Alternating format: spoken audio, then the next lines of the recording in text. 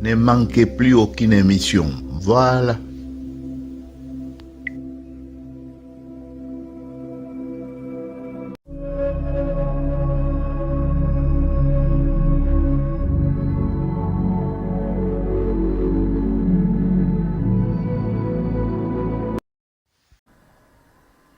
Salut à tous. Nous sommes arrivés au moment où la génération de mes enfants ont terminé de se marier et c'est la génération de mes petits-enfants qui est en train de se marier maintenant. C'est une grande joie et c'est une joie partagée.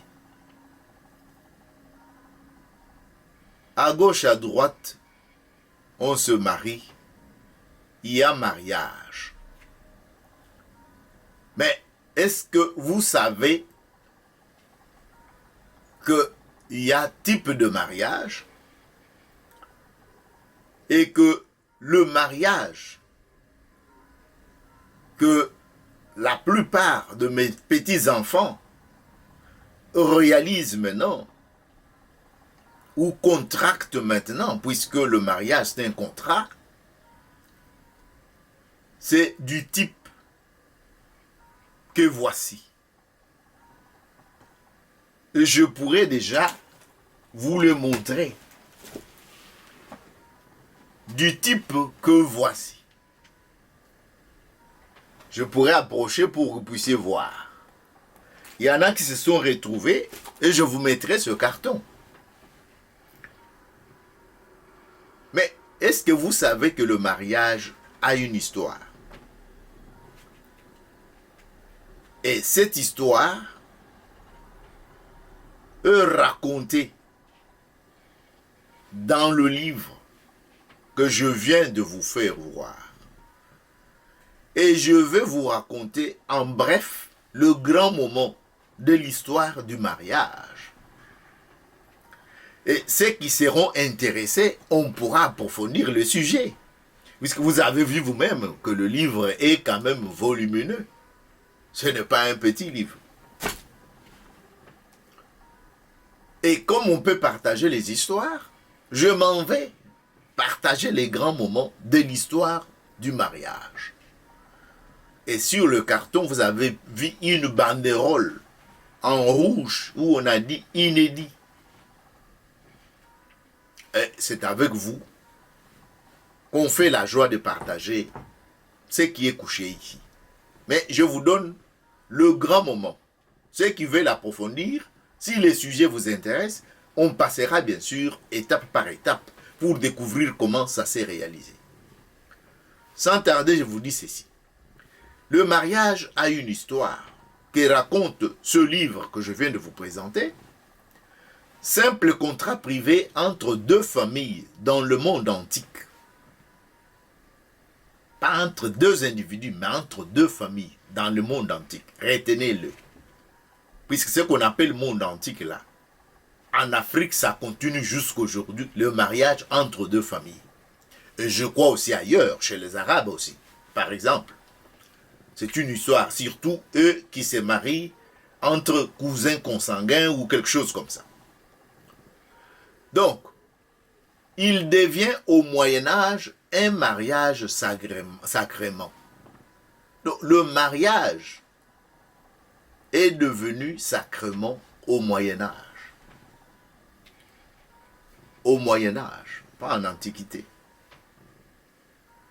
Puisque même le premier, quand on consulte la Bible ou le Nouveau Testament, quand le premier chrétien se réunissait, il bénissait tout, il priait. Mais il n'y avait pas encore quelque chose de spécial pour le mariage, l'enregistrement. Non, non. C'était compris dans tout ce que vous vous rappelez. C'est lui qui avait caché une partie de ce qu'il devrait amener dans la communauté, les sorts qu'il a subis. Bon, je ne veux pas rentrer dans la Bible, surtout que beaucoup sont dedans et puis connaissent plus que moi. Disons ceci, il devient au Moyen-Âge un mariage sacrement, monogamique et indissoluble. que régit l'Église. Vous l'avez deviné déjà. Quand on parle sacrement, c'est l'Église. Ce sont des conventions. La réforme protestante porte une première atteinte à l'institution en lui déniant son caractère sacramental. La réforme protestante porte une première atteinte à l'institution en lui déniant son caractère sacramental. Nouvelle secousse, laquelle la Révolution française retire à l'Église son pouvoir de marier pour le confier à l'autorité civile. Si aujourd'hui on se présente chez le maire, vous devez cela à la Révolution française, 1789, si vous avez oublié la date. Donc, c'est nouvelle secousse pour cette institution-là, le mariage. Puisque le mariage est une institution qu'on doit respecter. Le code civil, quand on dit une institution, ce n'est pas seulement puisqu'on était chez le maire, mais c'est partout le mariage, puisque vous savez que le mariage est destiné à réaliser la première cellule sociale, la première cellule de la société. Le code civil, enfin, se met en place. Plusieurs fois remarié au gré de l'évolution de mœurs, c'est en 1884 que la loi Naquet autorise le divorce. On commence à approcher nos dates, hein, puisque 1884, ce n'est pas loin de 1900. Comme Yamungou l'a dit, nous sommes tous bana à 1900. Voilà, on n'était pas tellement loin. 16 ans. Bon, cette histoire vivante, centrée sur la France et l'Europe, croise les approches historiques, juridiques, sociologiques, littéraires et artistiques et balaye beaucoup d'idées reçues. Non, la crise du mariage ne date pas d'aujourd'hui. Non, la crise du mariage ne date pas d'aujourd'hui. La Grèce et la Rome antique pénalisent les célibataires pour les inciter à convoler. Donc, si tu restes longtemps célibataire, et la Grèce et la Rome, qui avaient besoin de militaires et de mains pour pouvoir réaliser leur place au ciel, c'est-à-dire devenir puissance, tu étais pénalisé. Pénalisé. Non, les familles recomposées ne sont pas une invention moderne. Que la femme amène des enfants d'un autre mariage et l'homme amène des enfants d'un autre.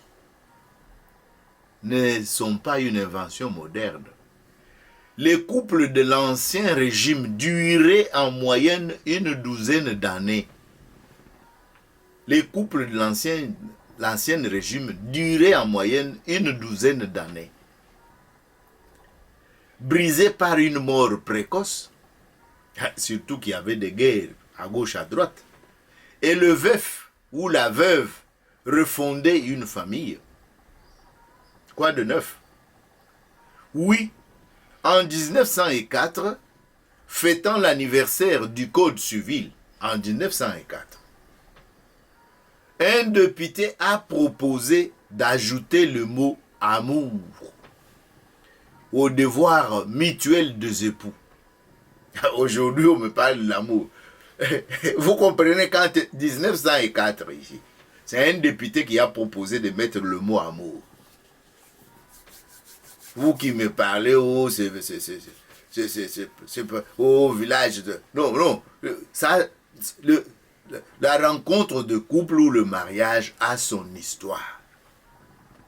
Vous venez d'entendre les grands moments de l'histoire de ce mariage. En 1904, un député propose que le mot amour soit mis dans le texte pour consacrer les couples. Au devoir mutuel des époux. Donc, qui est fidélité, secours, assistance. Donc, il y avait déjà ce devoir mutuel des époux. Fidélité, secours, assistance. Aujourd'hui, l'émancipation de femmes, la libération sexuelle et les avancées scientifiques en matière de progression ont largement bouleversé les données de cette civilisation conjugale. Mais l'institution a encore de beaux jours devant elle. Oui, si le monde ne se termine pas là, l'institution a encore de beaux jours devant elle. Madame, Messieurs, mes chers téléspectateurs, téléspectatrices, vous venez d'entendre le grand moment de l'histoire du mariage. Et je vous ai dit dans ma petite introduction que ceux qui sont intéressés par cette histoire, on pourrait peut-être entrer pour gratter un peu dans l'Antiquité, au Moyen-Âge, de détails par-ci, par-là, pour que nous puissions également partager ensemble. En ce qui me concerne, je vous dirais merci beaucoup d'avoir accordé votre précieux temps à suivre ce grand moment de l'histoire du mariage. Mais ce mariage-ci n'est pas comme ce mariage-là. C'est pourquoi je vous ai parlé de type de mariage. Et je crois que vous avez vu quelques images qui puissent aussi montrer ce n'est pas ce qui est fait ailleurs, faux ou consort. Non. Tout dépend des circonstances. Vous avez entendu même un député qui est intervenu pour ajouter seulement le mot amour. Ailleurs aussi, ce sont les circonstances qui font qu'on agisse comme ça ou comme cela. Donc, ce n'est pas à nous de juger, mais nous mettons les choses, les éléments sur la place publique pour la méditation de chacun. En ce qui me concerne, je vous dis ciao, merci pour nos prochaines vidéos.